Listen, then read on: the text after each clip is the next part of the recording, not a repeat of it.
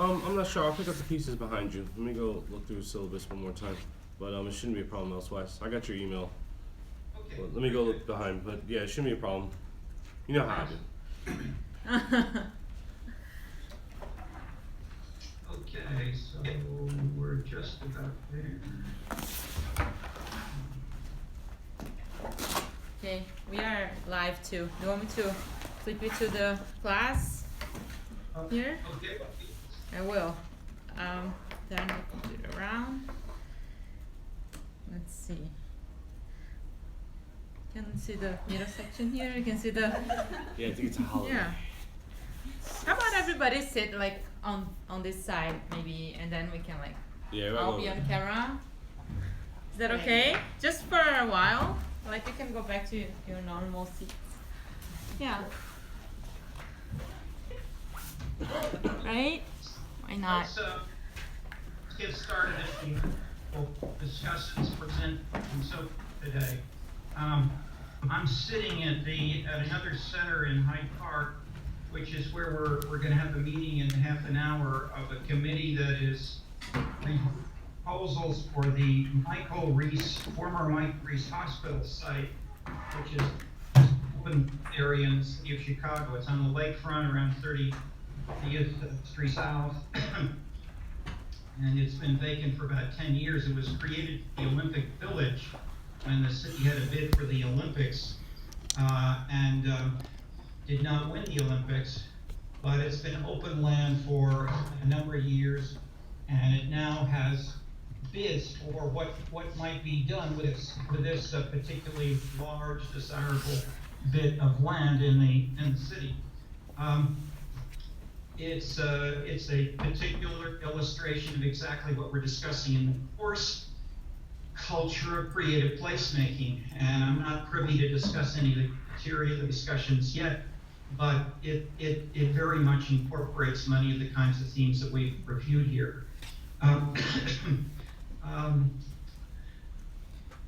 me mention one or two more that is what we're doing today and in these sessions is looking at some very specific examples of placemaking, policy-oriented cases in Chicago. And now that was Monday, and now we're rising up a little bit to ask what's the context for these local, regional, national, international? How are they distinctively US or Chinese or French or whatever? Let me comment very briefly on the national context of the arts and art support in the U.S. There have been books that have been done trying to measure the overall level of consumption of art activity. How much do people go to concerts, listen to music, participate in gospel events, and so forth? If you add those up, the U.S. is roughly comparable to France and England, which is a surprise in the sense that many have talked as if the U.S. was lower. And the U.S. is much, much lower if you look at government funding, government support. The national government especially is lowest. But if you combine the multiple sources, the U.S. is about the same. But multiple sources include foundations, corporations, individuals, lots of volunteers, some local governments, some civic organizations, and so forth, which make it much harder to generalize and to formulate a policy. So the term policy implies at least a consciously discussed governmental or quasi-governmental, civic and related kind of set of decision-making processes. Let me just mention briefly one other big one, which is a key, probably the key national player. It's called the National Endowment for the Arts. It was proposed in the Trump budget as of about 2 months ago to be abolished, along with the National Public Radio and a couple of other institutions. 2 days ago, the congressional budget has incorporated the same annual budget as last year for the National Endowment for the Arts, plus about a $2 million increase. So small increase. It was shown in the process of these debates that the arts funding goes roughly across the whole U.S. and maybe more to Republican states, which are low in density, low in number, but which have statewide visible arts users. The largest program of the National Endowment for the Arts is called Our Town. And it's a program where any local nonprofit can join with any local government. And if third, they have any proposal involving the arts, they can submit it to the NEA for national funding. There are about 400 of these which have been funded, reviewed, monitored, and posted on websites, which you could take a look at to see the huge diversity of the funding. The funding is pretty small, but at least is symbolic that there is interest, concern, and an interest to support these kinds of artistic cultural activities across the U.S. by the national government, even in rural Nebraska and so forth. What to do about these? The NEA has also conducted surveys of citizens for about 20 years. It's a major continuing survey of asking how many citizens are going to the movies, listening to, I shouldn't say going to the movies, that's asked now, but it wasn't focused earlier as an artistic activity. Going to concerts, going to the opera, going to a museum. These were among the 10 or so benchmark, quote unquote, items which have been the classics used by the NEA, which roughly are comparable to the earlier, let's say 1950s, 1960s conception of high art, traditional artistic activity. These show a slow decline in the last 20 years or so.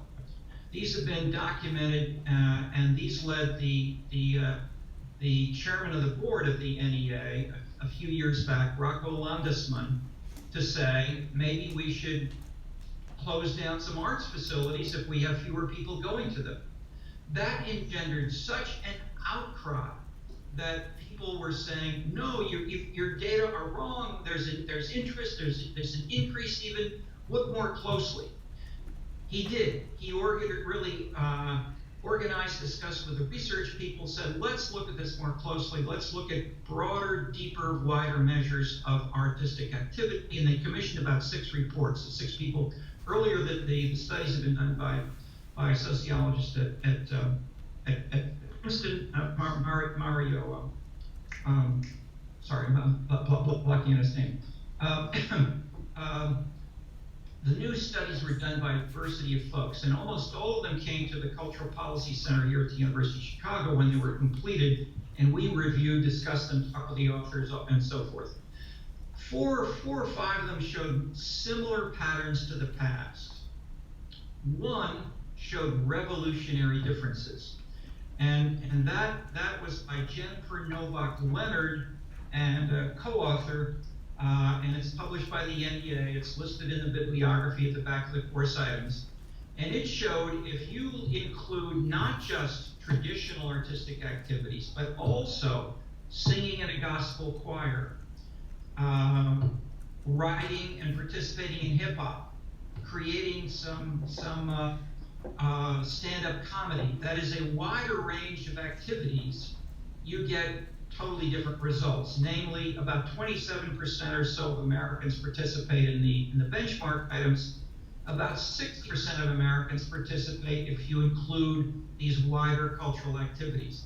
Similarly, the finding which we had from the past, that these are stratified, which we discussed last time with the theme of gentrification. That is, are the arts an elite phenomenon or not, and how much so?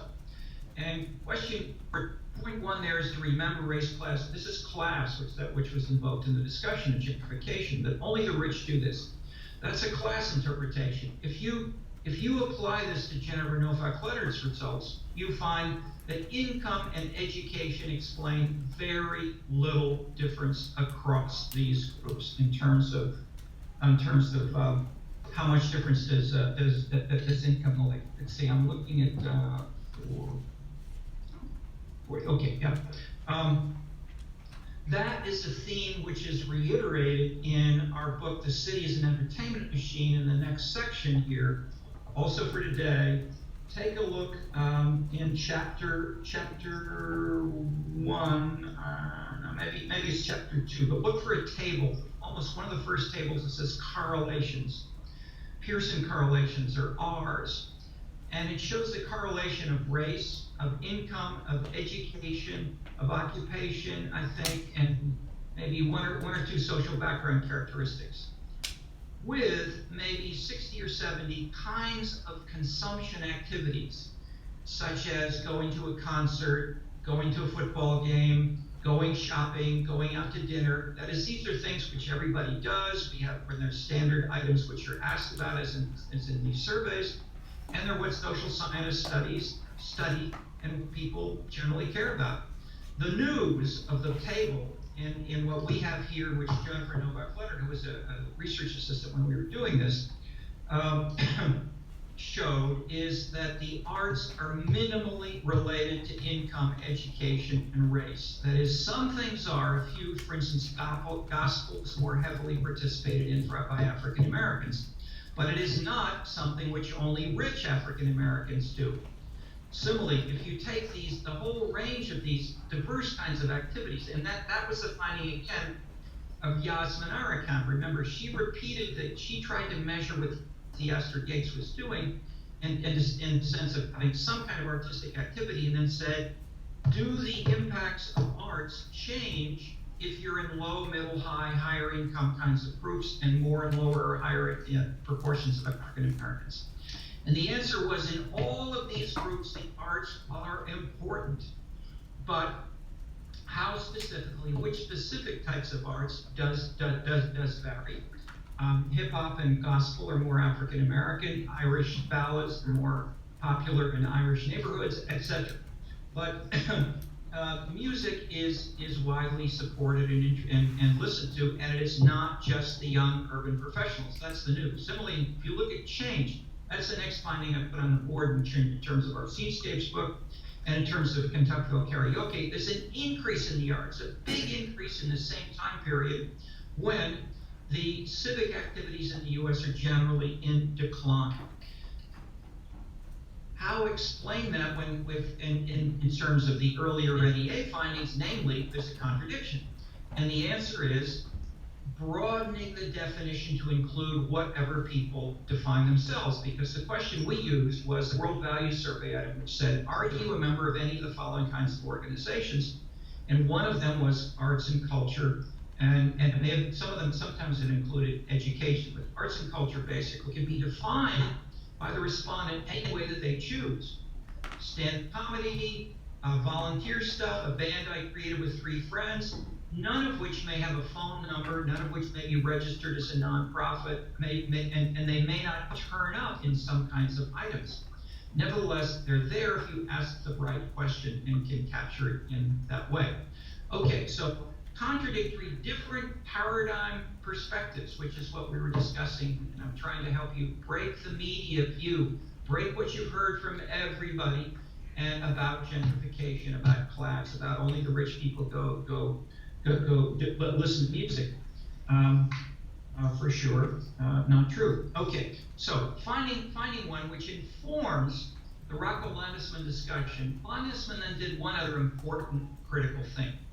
He went with his executive, he was chairman of the board, he and the executive director, Jamie Bennett, went around to the major federal government agencies and said, look, we're just a little organization, the NEA, but we know, we have the impression, here you are, they went, for instance, to the Department of Health and Human Services, went to education, went to transit. They said, in your schools, in your hospitals, in your railroad stations, do you have a possible interest in art on the wall, music in some way, other kinds of art and cultural activities which might enhance your role as a hospital provider or hospital sponsor, supporter in some way? And almost all the federal agencies said yes, but they said, we don't really know how to do it, we're not set up for that. And NEA said, well, we don't have the budget to do it either, but we'd be glad to part with you, talk with you, and try to enhance the ways that these are done by the multiple federal agencies, each of which may fit its own perspective. And this, I will add in passing, is the same thing that Mayor Daley too did about 15 years ago when we had an assistant working there. And he proposed to the mayor, what if you require that every single city of Chicago agency, including the cops, require some kind of activity involving the arts? And Daley did so. So the point is, even if we don't have a budget which shows art, the cops on the west side with Latino gangs were doing stand-up comedy where the gang members would make fun of the cops, and the cops couldn't keep up in the repartee and so forth. So everybody laughed at them, but it was probably a good morale building exercise. Okay, anyway, the general point is the arts are active and more present, and they're potentially broader. They've been renewed. I mentioned Dan Silver, James Murdoch, and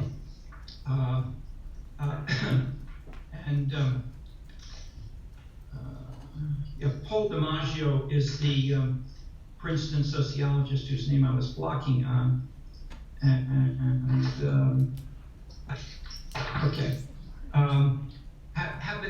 Have been consulting with the National Endowment for the Arts right now on how to do some of these things, how to build on the best lessons that we have from around the world, and how can we learn from them to do this better in the U.S., how in turn can the U.S. learn from these international lessons. So in a sense, those are some of the kinds of policy as well as analytical questions which inform these two sections. What makes the arts vibrant, interesting, dynamic, and how does it differ from place to place?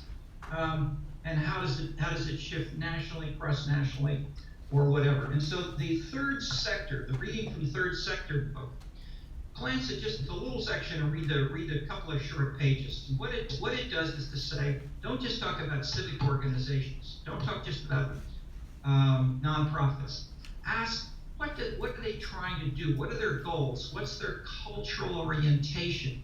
And we have 5 or so types which talk about things like paternalism, of doing the same thing as in the past, patriarchy, clientelism, giving favors, paying off to others if they do you a favor, bureaucracy, doing things the right way that is bureaucratically defined, and then the social activists, people who say we want to change, we want to transform the social order, we want to bring down the tradition, and so forth.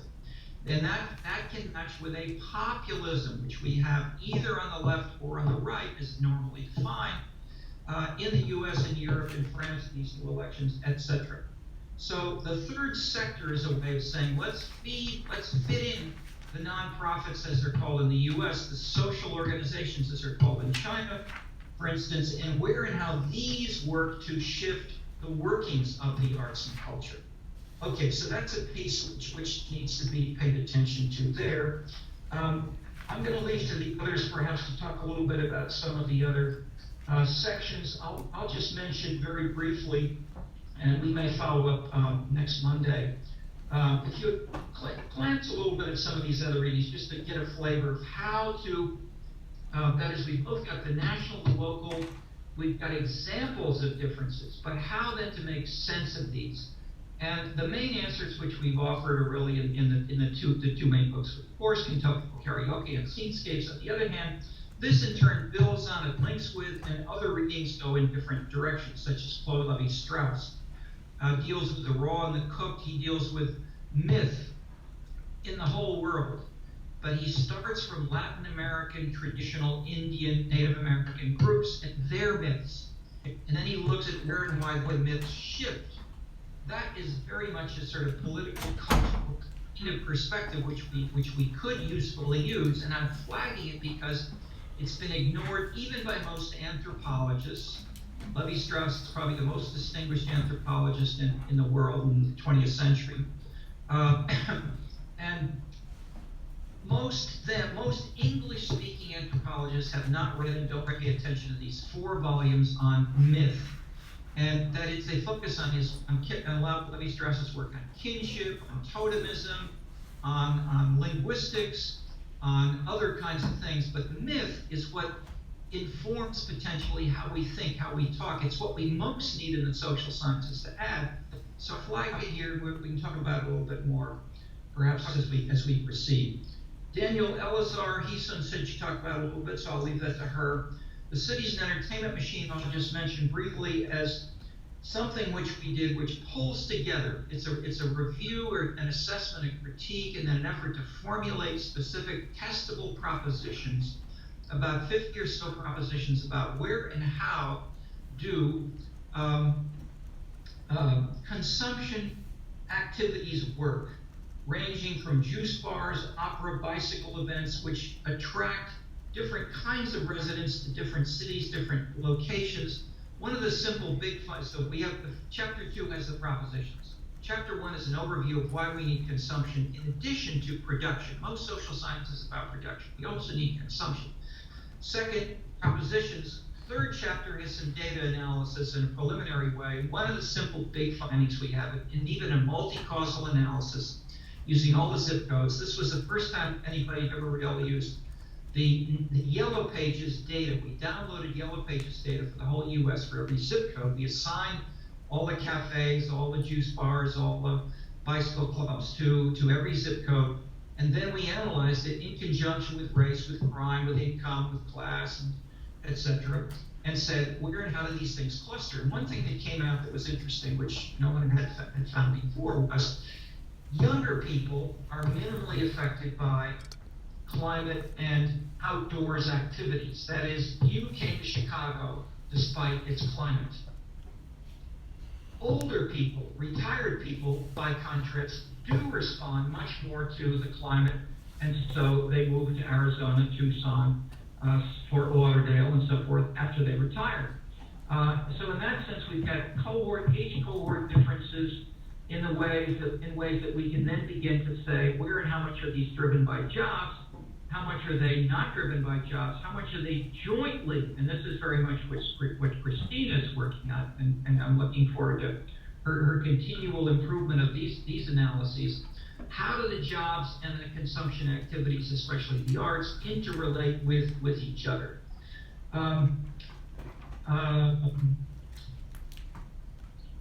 Huntington and Turner deal with sort of broader themes like the clash of civilizations, much discussed now with the Middle East, with the Muslim, Christian, other kinds of religious fundamental backgrounds, seen as the basis of the term civilization as a perspective, which is another sort of a way of talking about political culture. It's not quite as general as culture, but it's often used by people like Huntington and Brian Turner to talk then about, for instance, cosmopolitan virtue, loyalty in the city.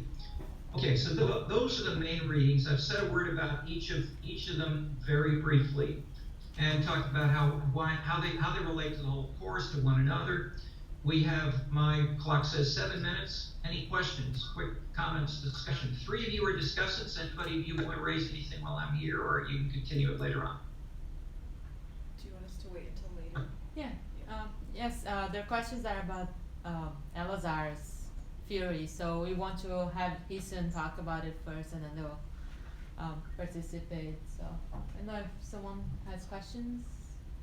Now, there are 3 student presenters, discussants who are listed for today. Yep. Any of you in particular have anything, or any other students?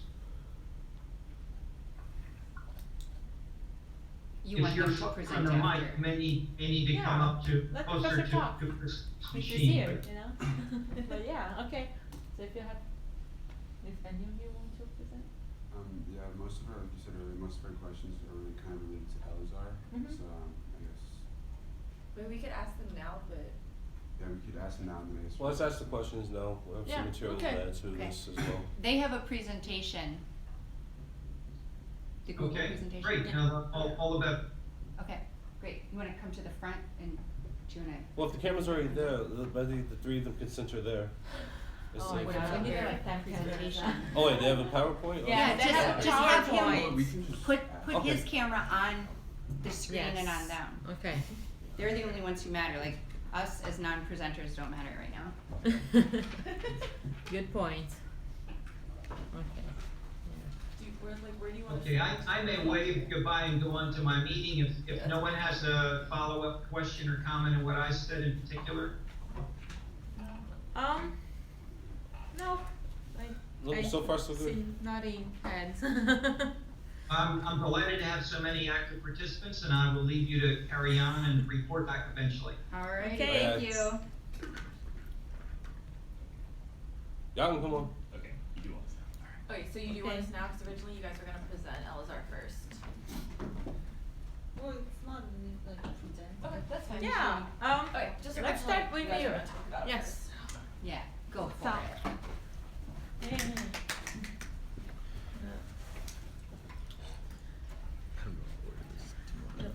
Okay, so You can ask the first question. Um, Talk about maps. yeah, we're mostly gonna talk about Elazar's thing on the different political cultures and the American cultural matrix. Just pull that up. So this is a basic map of the political cultures throughout the states. Little bit hard to read. Green is traditional. The light blue is individualistic, and like the darker blue is moralistic, and then the rest of them are kind of a mix of all of those. So our first and kind of our main question.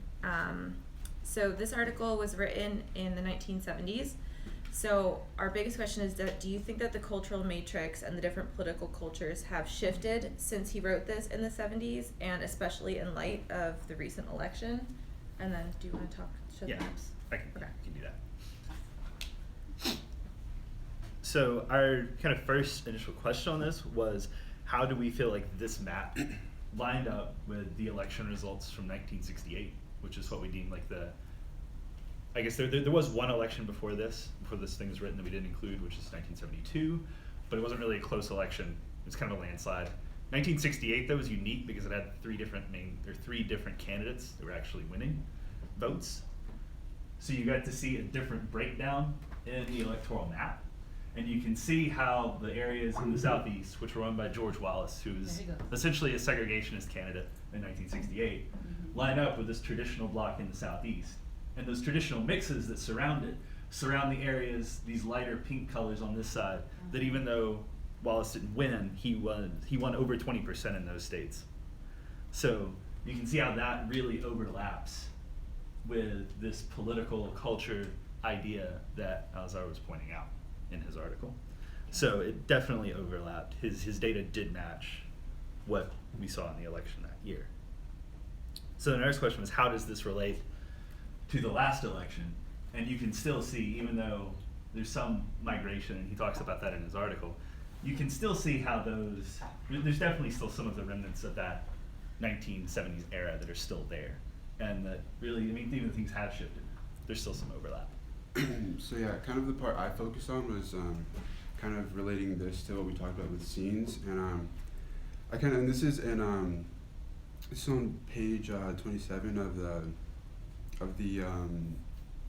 of the Terry Clark reading, and it's kind of asking like how like kind of globalization, which we talked about more with scenes, how that kind of affects these maps, and kind of like how does kind of like people's access to like the internet and like these new mediums of communication kind of affect the kind of access to these like groups of people.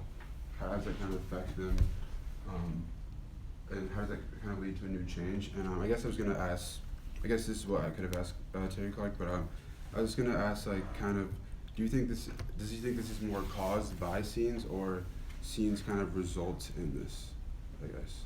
Can you clarify that? So What this refers to?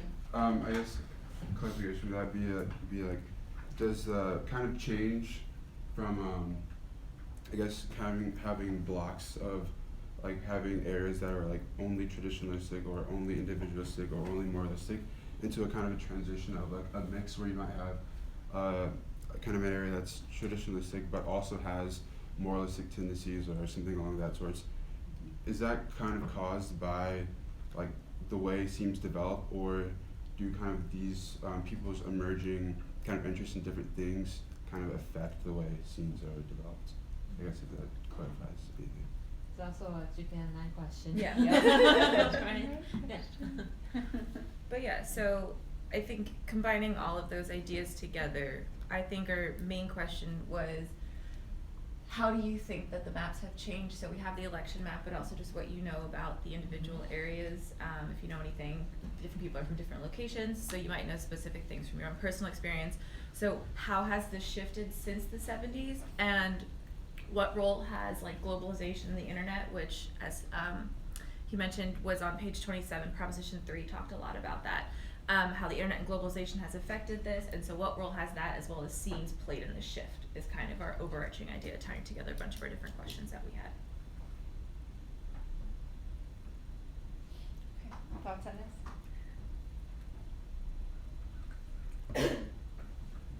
I mean, it kind of looks like increased isolation, especially from that election map. Mm-hmm. I mean, I get that there are trends, but, you know, there aren't like major blocks of different places. I mean, I guess a little bit in the center, but it seems like, I don't know if you're proposing like changes from the onset of the internet, that perhaps one thing you could say is like, maybe it's increased isolation instead of like these migration patterns that you can trace, like across like linear spatial areas. They're like separated. Interesting. Can you go back to the other one? That one. Oh yeah. That one's really well defined. Yeah. Matches pretty spot on. I was looking at the neutral areas, or like the coin toss areas, right? Yeah. So like how they used to be very well defined in this election here, but then last year, if you go back, Yeah. you see how these neutral or independent ones are like Mhm. all Right. spread out. Yeah. Yeah. Yeah, the states that are in the lightest colors, the lightest peach and the lightest blue, are states with no majority winner. Yeah. Yeah.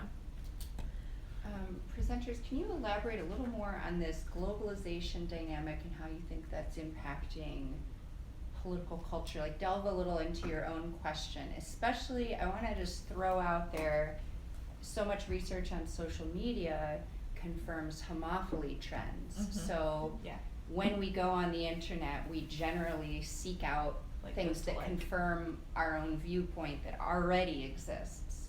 So that could be a challenge to the notion that somehow like that's, you know, expanding the mindset of somebody who's in an isolated area. Yeah, no, definitely. Our actual original question was how has it or has it not?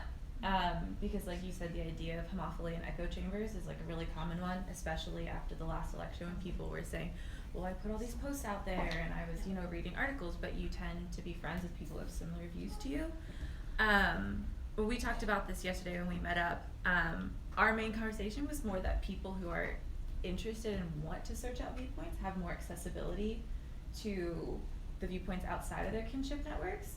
So I think it generally has more to do with not necessarily people who are set in their views, but people who sway more in the middle have more access to information on either side that they might not have had access to when your main, you know, source of information was the people around you or the, you know, local news sources. So that was kind of.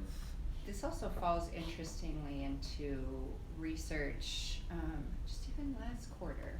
Some people in this course and some others in another course I was TAing are looking at age cohort differences within communities. So for example, within conservative Christian communities, younger individuals are much more receptive to viewpoints that are way different from their Yeah, own. definitely. So that's another thing to consider when you're considering influence of technology and globalization on any of these trends.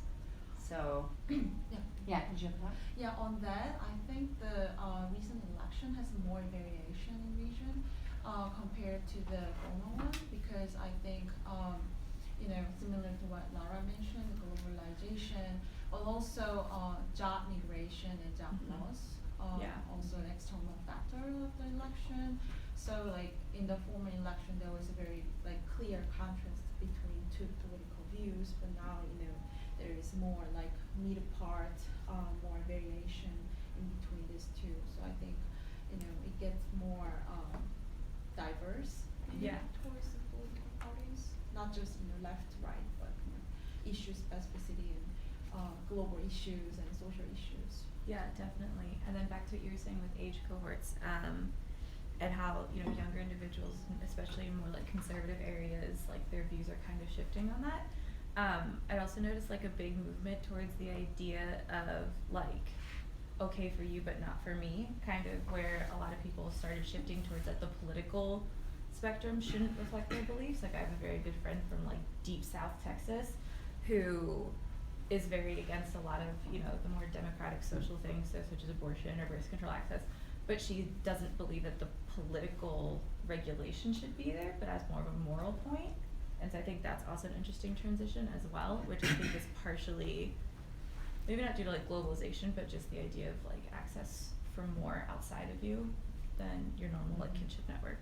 Yeah. Yeah, I guess to also second that, I mean, like I said earlier, this map doesn't give our point full justice because it's not really separated based on zip codes by state. Yeah. So for Very example, broad. I'm from Georgia and like a suburb of Atlanta, and the place where I live actually like swayed towards Hillary, and like that's not really depicted here because Yeah. it doesn't really show the complexity of it. But I guess like I said, a more like partialed out like map would give like a better view of this. But I guess you could say there is like kind of a mix of like, I wouldn't say like a mix of values, but like kind of like she was saying, like you could I guess be from more of like a traditionalistic like kind of community, but still hold I guess like more values that are more like common with like more liberal, with like a liberal community.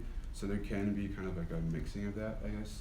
Is that your sense of the area that you're from? Like the area that you're referring to that swayed Hillary, was that an area that traditionally has not gone Democratic? Yeah, would so you it's say? a traditional it's a very traditionally Republican area, but it's more, so I guess in comparison to I guess more like the South Georgia region where it's more like deep rooted traditionalistic, it's more of a, I wouldn't say contemporary conservative, but it's more people that like moved from places like New York, like Michigan, other places up north that moved here because of a lot of like the emerging businesses that are opening up in Atlanta. So it still has like kind of the deep rooted conservative values of like the South, but it's mixed in with more of the kind of like moralistic values that are associated with like Yankees, like, or like the more Northeast. So it's, I would say more sways towards like conservative values, like Mitt Romney won it in 2012, but in general, like because of like a lot of the moral issues with Trump, they kind of sway towards Hillary, even though they are traditionally conservative, I guess, if that makes sense. Okay. Joe, where are you from? I am from North Alabama. My district was the most Trump district in the country, just over 80%. Seriously? Yeah. You know that for a fact? Yeah. 80.2, I think, was his winning percentage in that district. Talk about that. Did you vote for it? I did not. I also voted in Chicago, so I had changed my voter registration before that because I hadn't voted in person in years, so it was kind of nice to get to do that for a change. So how do these readings help you understand that fact? For me, it's not. The district did sway slightly more Trump, but it's been trending more Republican throughout my lifetime. It's more so, I think, kind of there's also a huge issue with in-state politics. When I was younger, everyone elected in my area was a Democrat because they were a Democrat. That was just how it was. Local politics, you ran as a Democrat. So that's changed over the last few years, as sort of just like party politics has played out in the state, and I think that's attributed a lot to how people vote. Also, voter turnout in that district is always super low. Take it as you will. I don't know. But this is also why these maps, Elazar was trying to make a different type of argument other than conservative, liberal, Democrat, or Republican, which Right. Professor Clark talks about forever, because you can't analyze things like that, because the Democrats in Alabama were nothing akin to the Democrats in the North. These are the same Democrats that held up the New Deal, they're the same Democrats that made sure elements of the New Deal didn't help black folks, and it goes on and on and on. Which is something interesting about that 1968 map, was you actually had a candidate who you could really describe as a traditional guy in Elazar's sense of like that sort of like, I want to keep this social order, period. And it just showed up so well. I was astounded. Right. And don't forget, in this election, this is also a repudiation of cities. This is extended all the way through the 70s, especially with New York on the teeter of bankruptcy. Even though it never officially went bankrupt, these things, and when you read the editorials, especially in the New York Times, which was more conservative in the 70s, New York Times didn't reach accusedly liberal tilt until around the War on Terror. And that's because they got a lot of the reporting really wrong because of where it was. People forget that. The New York Times was actually a very conservative newspaper as far as northern newspapers go, ironically. But that was the big argument, was that cities were ungovernable because of their liberalism. It was part of the wave that Nixon rode in on both of his elections, was running against cities. Even though he was at one time governor of California, an urban, very urban place. But he would spend as much, if you listen to the language of Trump, Trump lived in Queens, outside of Manhattan, and then moved to Manhattan and spent a lot of his time in campaign Total running city boy. against. Yeah, but he spent a lot of his campaign running against cities. Yeah. But then if you really take a microscope to Queens, Queens is not like Manhattan. It's not like the Bronx, because a lot of its houses sprawl. So you have to really appreciate Queens County, New York, especially the northern half of it, where Trump is from, as a suburb. If you study it as a kind of conservative style suburb, a lot of these dynamics make a lot of sense. So even at the urban level, especially in the big amalgamated cities, like LA, for instance, what we call LA, now you'll see these kind of dynamics play out as well. So these maps are interesting when you zoom into the local, but of course, as a social scientist, if you zoom into the local too tightly, you no longer have a theory. That's why you don't have zip codes and those kind of neat things. Even though we have tools to do that work now. That's true. Any last thoughts, Yeah, presenters? do you wanna add something? No, go ahead. How about we let Houston talk about Elazar too, and then we try to complement more what you're talking about here. Okay, thank you. Yeah, Thanks great so job, much. thank you. You want to use the? Yeah, sure. Shane, come on. Okay.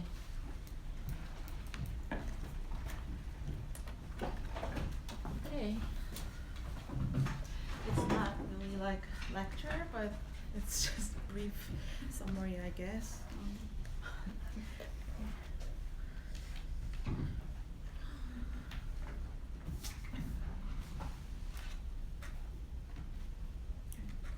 It's not a PowerPoint, but I wanted to show you the simpler version of Elazar's map. So he basically talked about three types of political culture: individualistic, moralistic, and traditionalistic political culture. And as you can see in this map, the moralistic culture sits in the New England region and the Northwest region, and also individualistic locate more in the Mid-Atlantic region, including Illinois, Indiana, Ohio state, and the South region of the state is a traditionalistic political culture. And basically, the moralistic political culture talks about community and the society, which is more important than individual value, right? So even the people, they gather as a group and kind of a friendship, their goal is always towards the serving the community and the social welfare. So they basically hate, they think clientelism is bad because they are more based on gaining individual popularity. So they think clientelism is really negative in the society. The traditionalistic value, the political culture, they admit the hierarchical society that already exists. So they admit that. And the role of government is basically to sustain that hierarchical relationship with individuals. So they basically see the government as more positive role to sustain this activities and secure the maintenance of this relationship and social order. And lastly, the individualistic political culture is basically they assume that these individualistic value stem from the non-Puritan England and Germany in the Mid-Atlantic region, which is here, the green part. Basically the same thing to what Lauren showed, but it's more simple version. And in their view, moralistic view, the government should be more restricted and minimalized because they think government should be just a utilitarian place, not more than that. And in contrast to moralistic political culture, individualistic political culture sees the private investment and private activities are more important than government-oriented policies. So they encourage more neoliberalistic policies by private institutions and activities. So I wanted to share, it's not my work, but it's my colleagues, my teammates' work. Mary Van Such, she also graduates this semester, but she worked on the Elajar's this theory on the arts and cultural participation. So this is her slides that she actually presented in the last term in the in other course by Professor Clark. So as you can see here, the map generally shows that the moralistic culture, political culture area also overlaps with those areas who that have more proportion of volunteer in organization and the arts organization as well. So as you can see here, the moralistic culture, including New England region, has higher, actually it's the highest region for the arts organization, volunteering in arts organization. This is artistic activity, volunteering, and this data is actually from CPS data, current population survey data. And this is a political organization, also similar pattern in general with arts volunteering. This is working with the people in the neighborhood. And the interesting thing is that the religious here. So any organization, a religious organization in general, the Midwest is highest, as well as Utah State, no doubt, right? And she also did the regression model with the map, and while controlling the social demographic variables, this is mapped after the control variable. So as you can see, the any organization, the highest region in volunteering of any organization is Utah. Surprisingly, I guess that's Mormons. Yeah, Mormons very spontaneous. And this is volunteering in arts and cultural organization. And as Professor Clark mentioned before, this arts and culture organization does not only include a traditional type of arts, but also more new type of organization, like like I do the arts as a hobby or habits, not as a job. So that includes that in the survey data. So like for example, I'm a florist as a secondary job or something, but it's not for making money. So yeah, as Professor Clark mentioned, about 60% of people in the US, they actually belong to any type of this art and culture organization, whereas when we look at the traditional arts type, only 26% of people participate in the activities. So we should look at the broader categories of arts.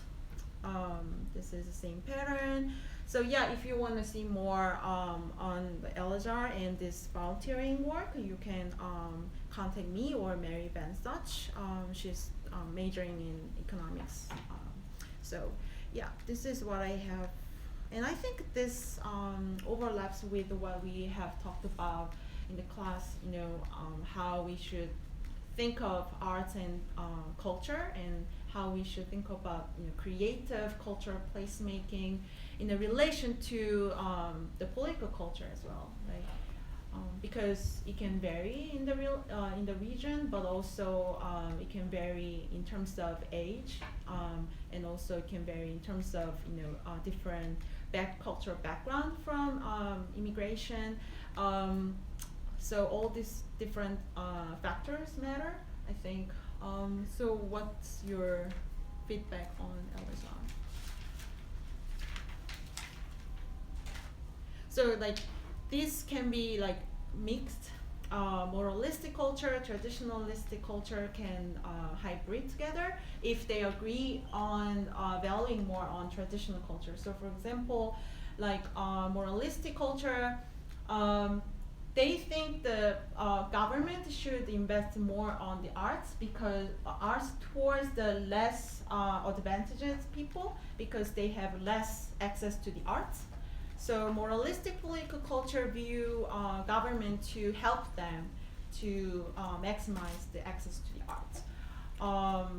So yeah, they can be hybrid and blended together. But what's your thoughts?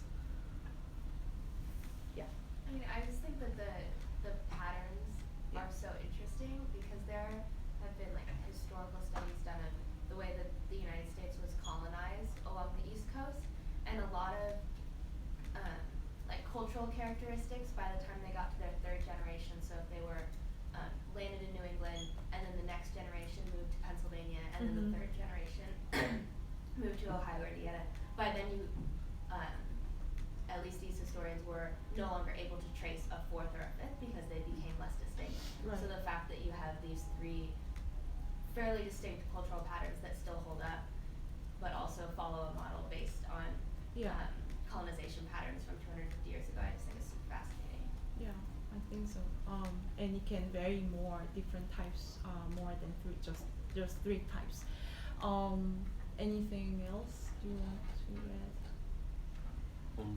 That's a good point. Also, think of it like this. What type of human being, in terms of physical characteristics, could have ever survived transiting west of the Mississippi River? Much like with African slaves, a lot of people who went west never got there. The people that lived past the dysentery, cholera, exposure to the elements, the kinds of human beings that made it out west were a hardier, stronger type of human beings, a type of people who could live independently. And I see a lot of eyebrows wrinkling. You never heard of this conception from anthropology?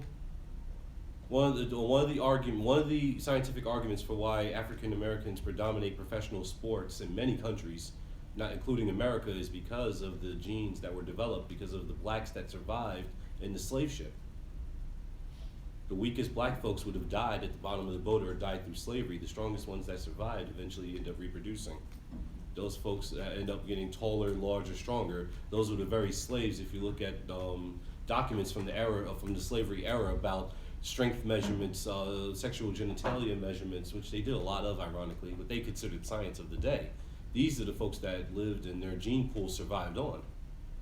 Think of the folks out west. Like, I've been to Nebraska 3 times. The folks out there are bigger than I am. I'm a big dude, but the folks out there are big, and then also trying to really work the land out there. You didn't have massive slave introduction into Montana, but you had homesteading. Trying to till, flatten, build your own house in Oklahoma. Watch a tornado blow it down, you build it again, you, your wife, and your kids. Think of the type of people that survived, that were able to be the hardy, and think about that as in terms of, well, if I could do this myself. And I bring this example in Oklahoma that had a nasty tornado a few years ago, and the governor, the governor, she gets on TV and says, Oklahomans are resilient, and we will take care of this, and we will take care of each other as we always have. And they did. They didn't, unlike compared to say Louisiana, where it was after Hurricane Katrina, waiting for, there's still parts of New Orleans that aren't rebuilt. But in Oklahoma, and it's irrespective of race. In That's why I have Oklahomans- ridiculously broad shoulders, farming stock. Yeah. Homesteaders. I thought it's different. Most states you hear, like in New Jersey, which is the reason why Chris Christie is not president, maybe, is because after Hurricane Sandy, he gets on with a Barack Obama, wraps his arm around him, has the helicopter tour, please send money. Where New Jersey's hurting. Oklahoma, we will take care of this ourselves as we always have. You don't hear that kind of conception from a lot of politicians, especially in this kind of, in our system. Usually it's the other way around. It's like, here, right here, please. Check, cash, pay us. So yeah, I just wanted to really throw that out there as really an argument to really understand like how these cultures may have developed in a way other than just religion. Like you said, because the effects don't measure. Because these people mix, they marry, they change, you know, Yeah. or they don't go to church. I mean, the churches came later, except if you're in Utah, you brought your Yeah. church with you, literally. Things like that.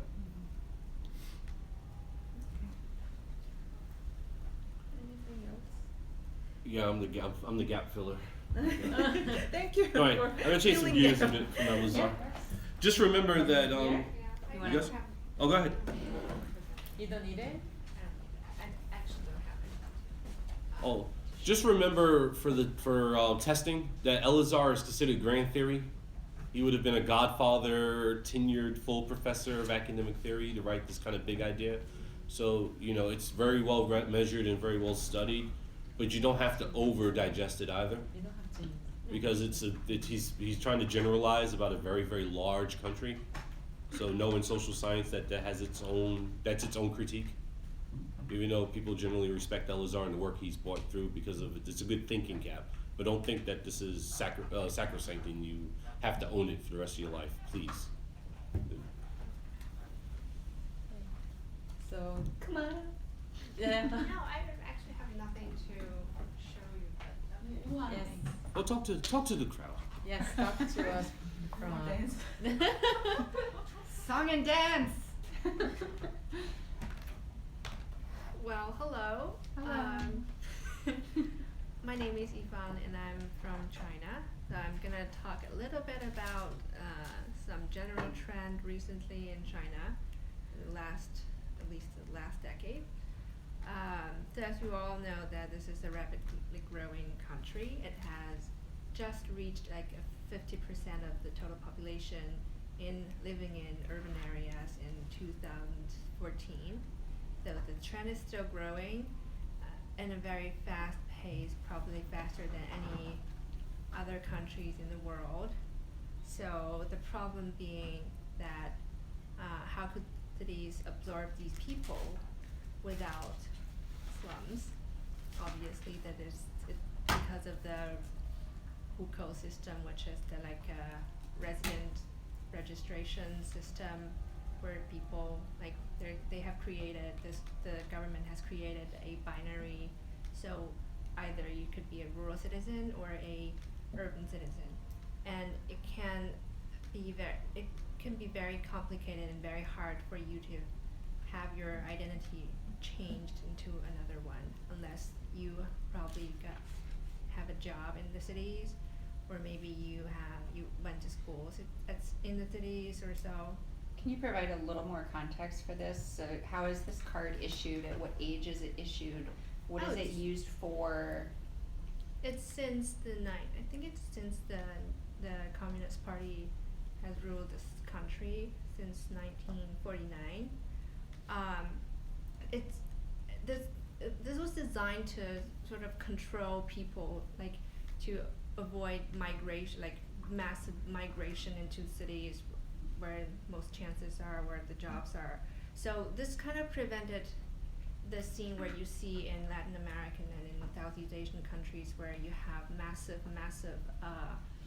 migrants in cities and created huge slums and like lower income informal settlement where people from rural areas, they have less education, they have less skills or probably no skills, so that's where they live together and create a little functional tiny society.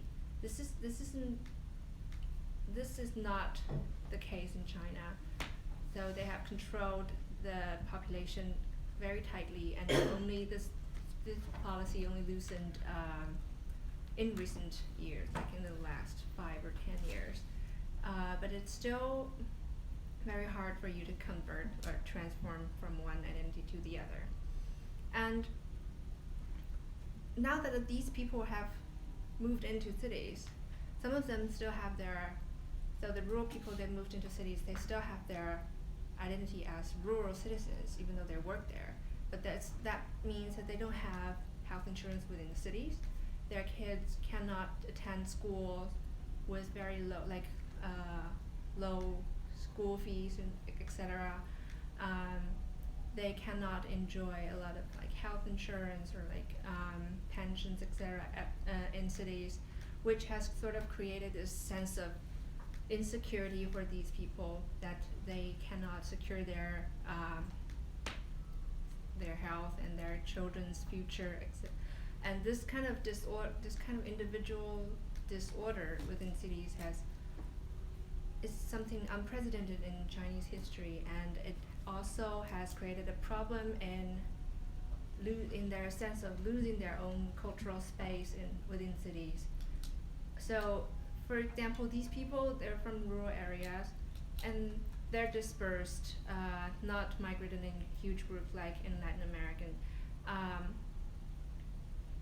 They live in very tiny, like, basements or some urban villages which are places where you have houses that are about to be demolished,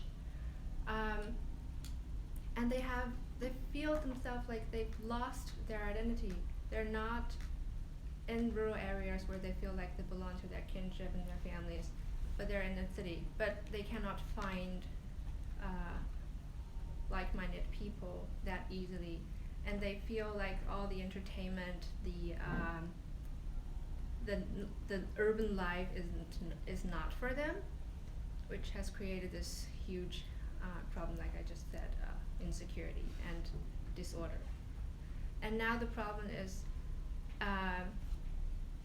they cannot go back, and they don't want to go back because there's no job in the rural areas, and whereas the city cannot accept them as being their citizen, and this kind of anxious feeling is the very big problem right now in China.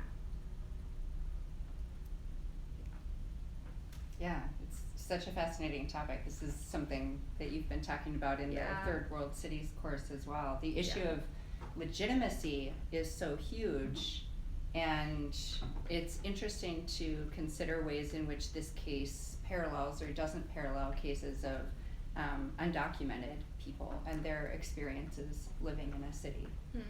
Let's throw that to the class. Yeah. Can anybody name any other places in the world that are akin to what's happening in China? You know you can. You've seen this.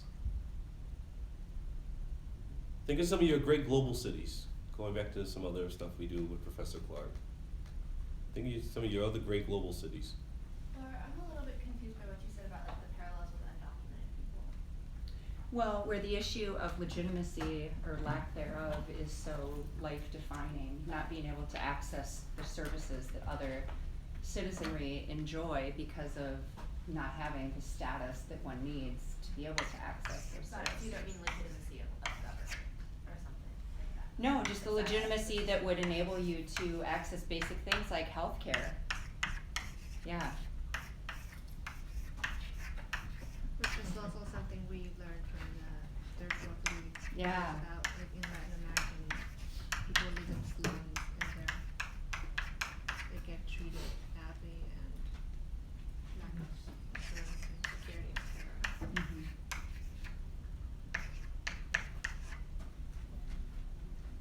I can go on like this. Undocumented worker crisis. These are some of the fastest growing, wealthiest places on planet Earth right now, bar none. Arts, culture, mass transit, you name it. Your most modern, sexiest model cities are here. In these countries, for instance, in Dubai and Abu Dhabi, United Arab Emirates, the whole country total, there's about 3 million Emiratis, actual citizens of the state of that United Arab Emirates, 9 million guest workers. In these countries, both in Qatar and in the United Arab Emirates, if you're not working, you have to go home. There are people from India, Pakistan, Sri Lanka, Nepal, I can go on like this, that have basically lived and worked and been born in these countries. This is all they know. But if they're kids or they don't marry into somebody who's actively working in these countries, they have to leave. There's no retirement. There's no pathway to citizenship. There's no savings plan. I'm gonna go buy a retirement home. Some of these people come from India, work here for 40 years, and they have to go back to India to die. Unless their kids can find a way to get work. And then their kids will have to find somebody to have kids. This has been going on, now going on to the 4th generation. You work and work and work and you never buy in. Asian cities, this was true historically in Russia, with the internal passport system that is still employed in Russia. You see, in America, we take it for granted that you can drive from New York to California and no one's gonna ask you for your passport. In Russia, you get 2 different versions of passports depending on where you're from. There are parts of Russia you can't go to without the right passport. Because there are entire areas that are owned exclusively by the government of Russia. And those people stay over there so they don't report back, historically anyway, they don't report back government secrets like the rocket program in Siberia. Those people who were born anywhere within 2,000 kilometers of where they were launching rockets could never go to Moscow or St. Petersburg, and vice versa. So that's why I said you've seen this. Is this one surprising to people here? Not really. The EU? Yeah. Schengen zone, everything is about sharing if you're in the European Union. So if you're Estonia, Lithuania, and you was on the outside of the EU coming into the 2000s, that economic union, especially if you're a young person, you had a significant education in these countries. Remember, a lot of people in the Soviet bloc were very well educated.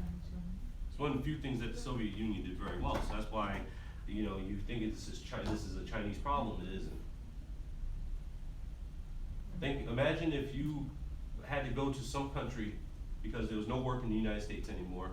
You took your University of Chicago education, you took your graduate education, you went to some other place, you worked there for 40 years, and then as you're old and sick, you have to pack up everything you acquired and come back to die here. Because at that point, that's what it'll be. You work until you're ready to die, and you have to come home to die. Or you make computer chips for Foxconn in China, and you end up burning your fingers because soldering iron sucks. If you've ever used one, you burn your fingers and you can't work no more. But you can't go to the doctor either. There's no workers' comp. There's no recourse. You don't go sue factories in China, right? You don't go over there and say, "I will sue you for your shoddy equipment. Your company's awful." You don't. That doesn't work, right? How do you even get home? You lose your job. A lot of Chinese folks who work in that kind of industry, they spend the money faster than they earn it, just like Americans. If you had no parents, and you was at the University of Chicago, and if you don't, and trust me, there are students among you who are homeless. There are students among you who are literally here by themselves. Imagine you had no parents, no girlfriend, no boyfriend, no support, and you got critically injured and had to get back to where you came from. You're not from Chicago. You're from Alabama. You're from somewhere, California. How would you get home?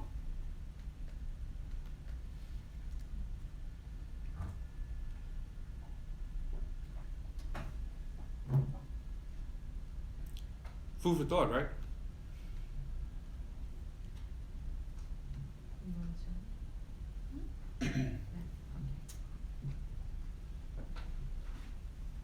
Yeah. Okay, thank you. Okay, Finishing thoughts? finishing thoughts? Oh yeah. Yeah. I'm gonna Okay. change gears now. I made everybody depressed. I'll make you all interested. I Half had again. something to present. You want to present? No, but It's up to you. I was like the backup guy. oh, Like I said, I have something I could work on with Levi Strauss, or you can work on your own material. I think the professor really wanted you to talk about your own stuff because it's awesome. well, just one real quick, just like the latest finding. Like, I'm not going to go into the maps today. I have only 10 minutes left. But this is a recent paper that Hisun and I have been working with together. And what we did here is we tried to identify what kind of industries conglomerate around each other, like what likes what. Like in here we have all the zip codes in the US, and on this side we have only Chicago. So the darker the shade, the higher the correlation. The lighter the shade, lower the correlation. And the white shade here means that's not significant. Okay, so we can first of all prove one of the statistical theories, that if your n is large enough, then if you have enough cases, that everything's going to be related, right? It's going to be significant. Around 0, okay, p-value around 0. Here we have less cases, so we have about 56 to 65 zip codes in Chicago. So, and accounting for the missing values and so on, the p-value is not going to be that low. It's not going to be closer to 0. So that's why we are missing many of the pairs are not significant. So we see that on this side that like maybe the highest is 0.47, 0.46, and that's healthcare and religion. And then we have retail and religion. And with the arts, we have the highest as retail and arts, which is not surprising to us, right? Then we have religion and arts, which is also not too surprising, is it? And then we have arts and education. These are the top 3 industries that, or jobs, other jobs that go around the arts. And the retail. Yes, retail, religion, and education. These are the top 3. Here in Chicago, we have something similar. We have retail at 0.7 correlation. So then we have 0.67 of education and arts, and 0.43, no, arts in Chicago is 0.46 with services. Services are everything that like office jobs. So we have the loop, we have companies everywhere in the city, and we have a correlation of 0.46 there with services. We see, for example, services and manufacturing are not significant in Chicago. Like education is definitely not significant with manufacturing, and it'll be a negative value. Let's see here. Anyway, we have many values here that in the entire US would have some correlation, but not in a big city like Chicago. Okay, so maybe if we did the same analysis with New York or LA or another city, it would show something like this. But our conclusion is that the correlations with the arts, the ones that are significant in Chicago, are definitely much higher than for the entire US. So there is this city effect that attracts retail, services, healthcare, religion closer to the arts. And many of the other relationships lose their significance there. Okay, that's it. Let me piggyback on that. Yeah. I see material. Yeah, finish okay. this off. I think it's perfect for this. Okay. Let me take this. Sure. Yeah.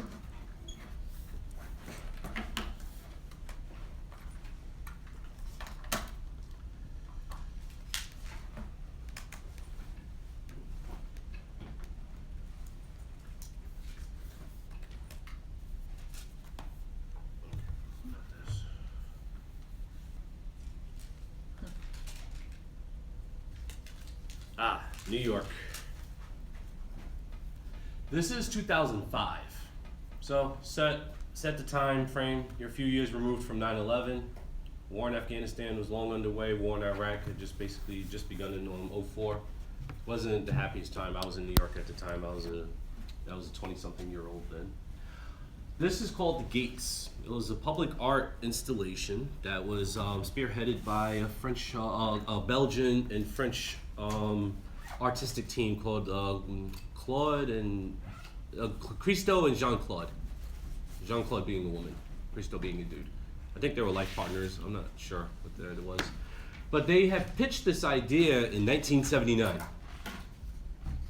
And they have been trying to work with cities, specifically New York, but other cities, since that time frame, and according to the book they wrote after this project was successful. And it finally got launched in 2005 to actually do the project. By the artist estimates, it cost about $21 million to do the installation. What this is? Oh, I know. Kidding? Yeah. So what this is, it's basically steel and industrial vinyl dyed vermilion, like the kind of shogunate gates in Japan. Is kind of emulating the idea. There's about 7,000. There's more than 7,000 of these that was stretched over 23 miles worth of Central Park walk space. Not bicycles, not vehicles, just walk space. But mind you, now from 1979, I need chalk. Where did the chalk go? Oh, I stole it. So from 1979, you have Ed Koch, who was nominated both as a Democrat and a Republican. You have David Dinkins, Democrat. He only gets one term. This guy gets 4.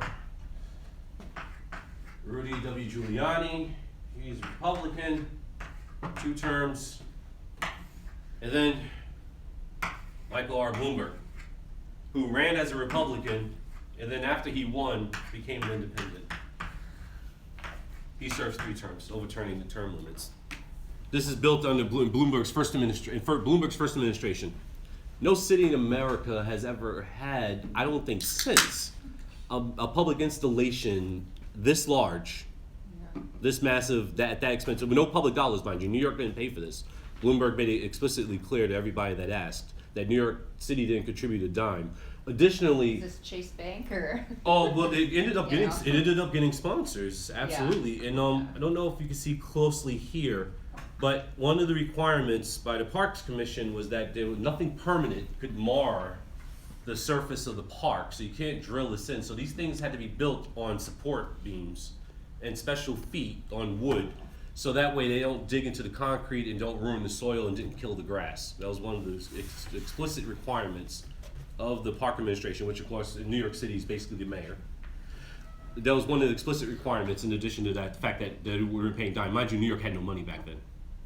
But of course, this project, like all big art projects, it drew lots of positives, lots of negatives. But mind you, this project ran for the last 2 weeks, basically the last 2 weeks of February 2005. You can see clearly that there's snow on the ground. 4 million people was predicted by New York City and Company, the New York City's tourism authority. 4 million visitors in 1 month. In a cold February, came to see this project. What do you think those people did after they went to walk through the gates and took their photos, like I did with the woman I was dating at the time? What do you do after you spend hours walking through Central Park in New York City? What do you think you do? Go eat lunch. Yeah, you'll go eat lunch in Manhattan. You might go sneak in a show. You might pay for a parking garage. The state levies 15% parking tax in New York City alone.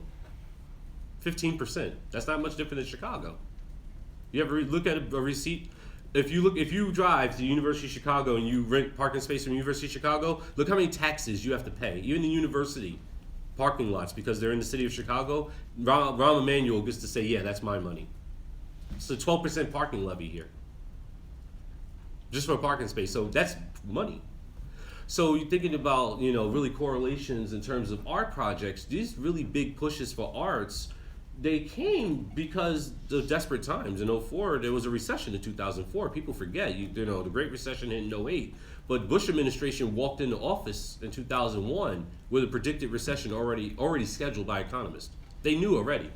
Before 9/11, which made things happen faster or worse, there was already a recession on schedule. But this is one of the ways Bloomberg come out. After this project, there were other big public installation projects, including the waterfalls, where another artist, I think he was an American, installed running water attached to big bridges, other public thoroughfares, and just had running water everywhere. And you can go take boats basically to the rivers under the bridges and take photographs of all these running waterfalls. So, but you see other cities, we talk about the cows in Chicago. If you don't know what I'm talking about, go to the law school, walk past the law school on your way home. There's a cow chilling in the glass.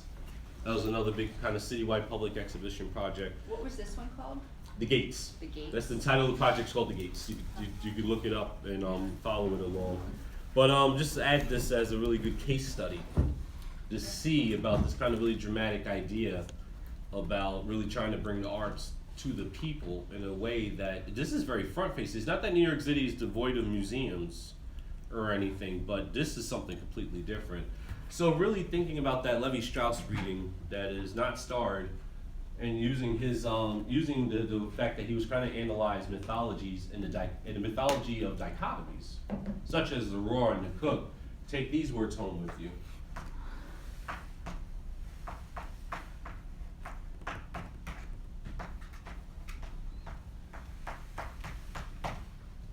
Urbane and uncouth.